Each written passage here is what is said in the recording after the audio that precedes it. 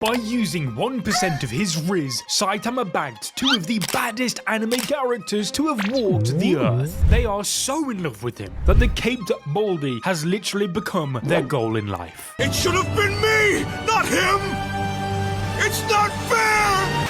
In fact, Tatsumaki said that she had the time of her life with him, and Fubuki's heart was crushed with rejection. But how did two of the hardest to get girls in One Punch Man end up developing feelings for Saitama of all people? Well, I know he might look like someone with nothing going on up there, but he is capable of peering into the hearts of those that surround him. In front of overwhelming power, heroes go through an ego death, which exposes them to the reality of life. For example, just look at Sonic, Flashy Flash, Genos, Garo, and now the Psychic Sisters. Saitama is the reason they will be able to realize their true power, as he is the only other person on the planet aside from Blast that Tatsumaki looks up to and respects. However, their relationship started out very differently. During their first encounter at an S-Class hero meeting, the Tornado of Terror labeled Saitama a weakling, but instead of seeing this as rejection, the caped Giga Chad said,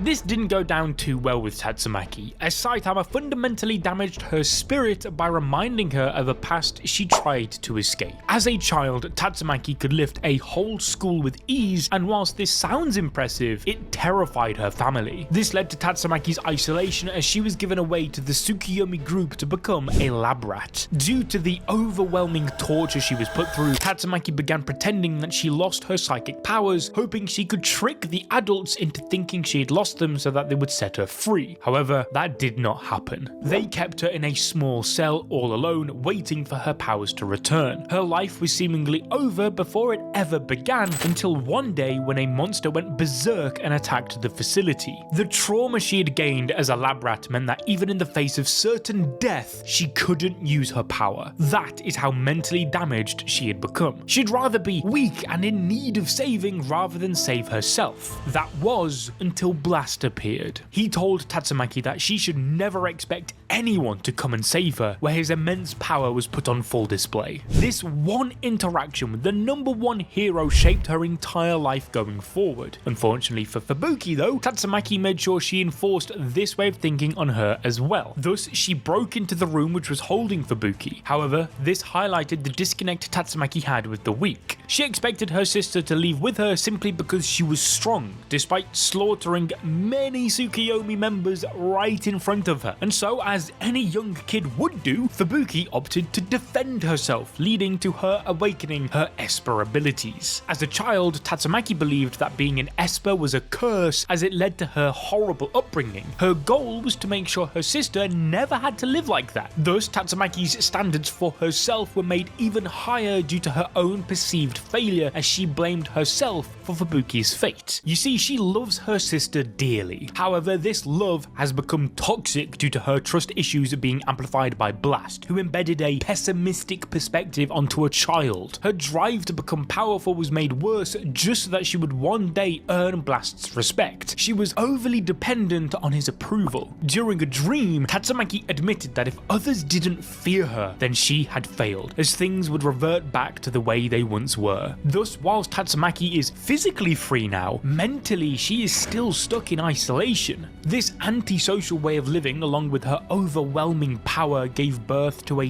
dangerous superiority complex. Unlike Saitama, who doesn't judge anyone for who they are, for example with a Mai Mask, he treated him with kindness even though the truth is that he was a monster. Tatsumaki, on the other hand, sees the world in black and white, assuming the best for others. As a result, this created a rift between her and Fubuki, as the live alone and be powerful mentality did not suit her. She finds comfort in the Blizzard group. In fact, during Fubuki's school years, we learn of her insecurity for acknowledgement from others and Tatsumaki, which persists even now with the likes of Saitama. In chapter 175, Fubuki admits to being a self-centered person who was jealous of Psychos' esper abilities. This led to her sealing them away. She wanted to surpass her sister and be at the top of the world, the polar opposite of Tatsumaki. An inferiority complex had developed that required losers to be below her to make her feel good. However, Tatsumaki views the Blizzard Group as a virus that makes her sister weak, rather than her own shortcomings as a sibling. This is why Saitama stepped in to make a difference. You see, he's not the stepdad, but he's the dad that stepped up.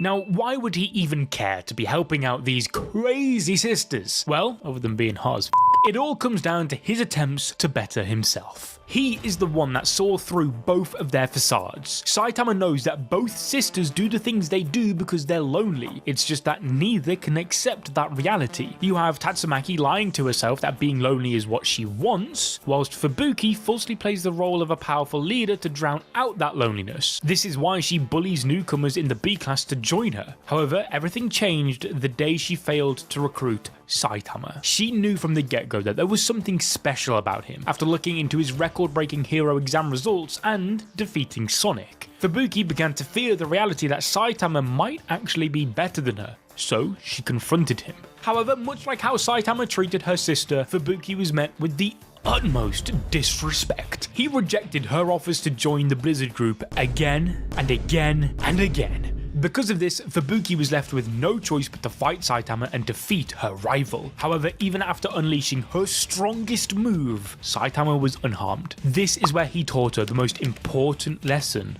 of her life. Saitama tells her that she wouldn't last long by just gathering underlings for strength, because someday she might face an opponent so strong that they would be unable to help her. Being a hero isn't about factions or securing ranks, but involves the strong will to become powerful and protect others. This advice parallels Tatsumaki's, however the core message couldn't be more different. Whilst Tatsumaki claims strength is required to protect yourself, Saitama tells her that she needs it to protect others. This advice sends Fubuki into tears, as deep down she knows it is true, especially when her life is saved by the very man she swore to defeat. From that day forward, the seed of love was planted inside Fubuki. The only problem for her was that it wasn't Saitama's seed. Pause. Thus, she made sure she got as close to him as possible. Much like how Blast was the driving force behind Tatsumaki's growth, Saitama was Fubuki's beacon of encouragement. She got so close to Saitama that even felt threatened that his position of being the only student of the Caped Baldy might actually be in jeopardy. However, she takes Saitama's words to heart and attempts to take the lead by getting the others to join her for an important meeting to discuss how to annihilate the Monster Association. But even here, Saitama disrespects her, saying, "What the hell are you talking about?" Nonetheless, this didn't change how much she loved him, as their relationship is often one-sided. She was happy when he supposedly bought her food at a restaurant, assuming that this could be a date. Just for him to dine and dash, leaving her to pay the bill. Yet, even so, Fubuki paid for everything without hesitation and returned the belongings Saitama left behind, indicating that there were no hard feelings from her. Instead, the two of them, along with the rest of Saitama's hero friends, enjoyed a nice hot pot together. And for a like on the video, something you may not know is the content within a bonus chapter, as Fubuki challenges Saitama where the loser does whatever the winner says. Without reading the contract, Saitama signs it and agrees to take on the Blizzard Group. Thus, he calls in the help of his S-class buddies, and the battle begins. However, what Saitama didn't realize was that because he hadn't read the contract, was that the battle was in a video game. With the Blizzard Group having a former pro gamer on their side, Saitama's fate was seemingly sealed. However, King chugged down that gamer's subs and saved his ass. Heartbroken that Fubuki had failed in life once again and worried that her position at the top of B-class was under threat, it was Saitama who stood up to console her. Everyone else left her to drown in her pity, but he reminded her not to worry about what others think of her. She admits defeat but ensures that she has not finished chasing down Saitama. However, when the Caped Baldy decides to take on Tatsumaki, it looks as if she has failed once again, as when the Tornado of Terror asks if Saitama is her sister's underling, he says no, stating, "I'm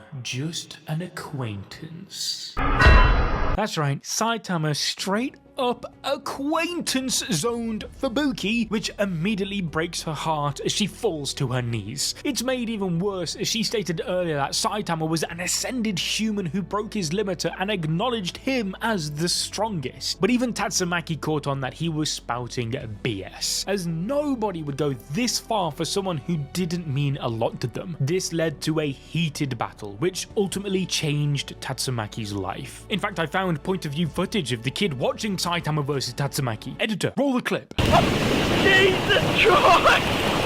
That is you! It's you!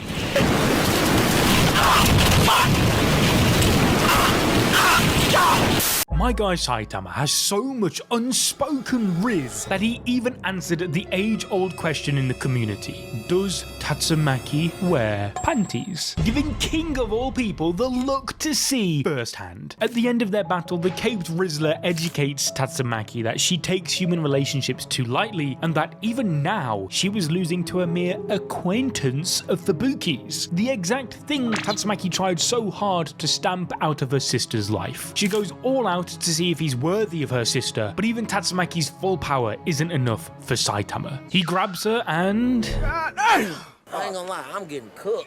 But this is exactly why Saitama is the perfect man for Tatsumaki. As he mentioned to King prior to his amazing speech, Saitama is clearly bored with life and thinks that everything is pointless. At first, Saitama didn't even see Genos as a friend, only as an acquaintance who had moved into his home. However, after losing him in chapter 166, Saitama had a breakdown and realized that he did see him as something more, as a friend. This is why Saitama ends up telling him that they need to look for what's left of our home after the Monster Association War instead of my home. This is One and Murata's way of telling us that in order for Saitama to grow, the feelings of his acquaintances must change to that of friends, or in the case of the Psychic Sisters, perhaps even lovers. Let me know who you would prefer in the comment section down below. My preference?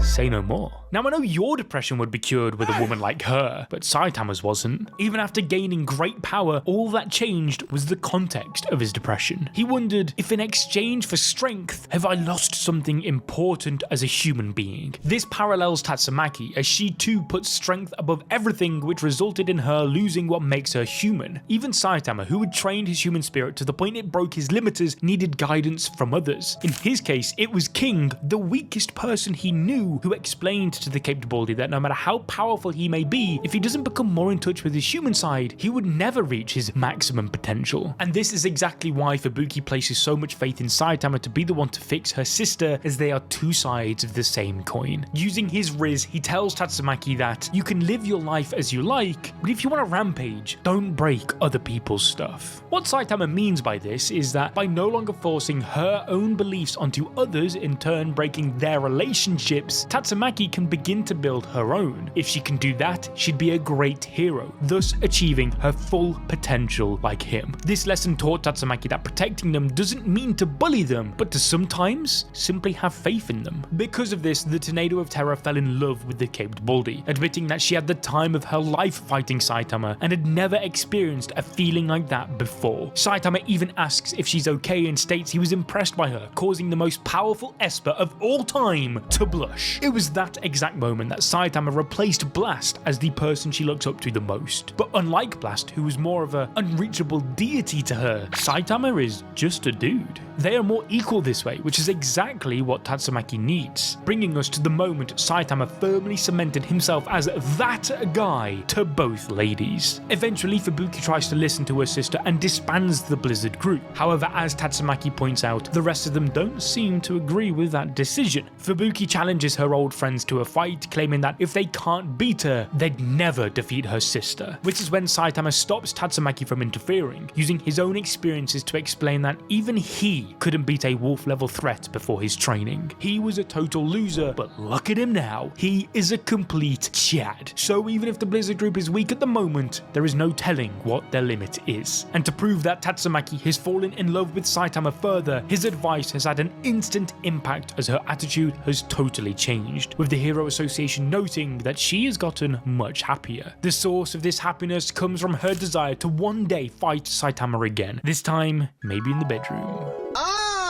You're teasing me, naughty naughty. But instead of you degenerates searching for that video, watch this one instead, alright?